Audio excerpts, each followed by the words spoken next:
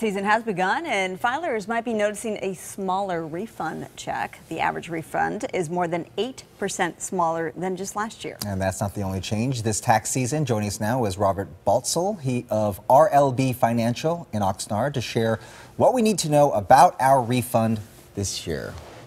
Welcome.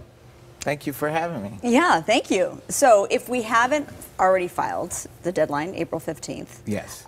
What's the number one thing that we need to know with the new tax law in mind? Well, there's many things to know, but first, where we just talked about why people are getting less of a tax refund isn't really if they're paying more tax or less tax. It's because they didn't adjust their withholdings on their paycheck at the beginning of 2018. See, with the new Tax Act, not only it changes the way we file our taxes, but it also changed the rate that we pay, but it also changed the withholding tables. So they started withholding less from your paycheck.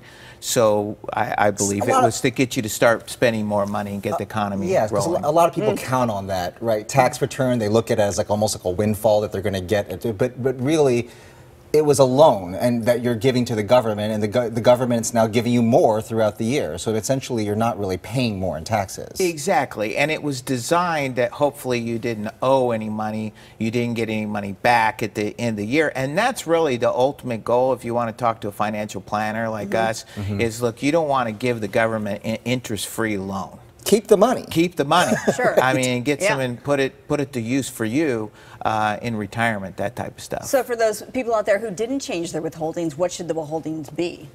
Well, they should then go into their employer and change them based on the new chart. In fact, there's a calculator that you can get on the IRS. It's on my website too at RLB Financial that'll help you estimate what your withholding should be. What else should people know about the new tax code? Let's talk about, we were talking about itemization now, because now that some of that has changed too, right? Yeah, definitely. What they did was they doubled the standard deduction. So if you're married, the standard deduction was $12,700. Now it's $24,000. If you're single, they doubled it too. But they also got rid of a lot of the itemization that you could do and write off. In fact, what's going to affect us in California the most is the SALT, the state and local taxes. They cap them at $10,000. So anything with the state of California name on it or a local tax, your DMV fees, that type of stuff, you're capped at $10,000 so that you can deduct. That's going to really affect people. And as far as they can itemize interest on their loans, but that's only up to $750,000. Alimony from 2017 on is not going to be deductible. So there's many aspects of the new law that has changed a lot. Most people, 70% of the people, are just going to take the standard deduction. Yeah, what are you hearing from your clients on this, and is this good or bad? It's about 50-50, but the dust is settling now. So not everybody has filed yet, and so it's just starting to come. But as far as planning for the future in 2019 and retirement, there's a lot of opportunity there to be had too.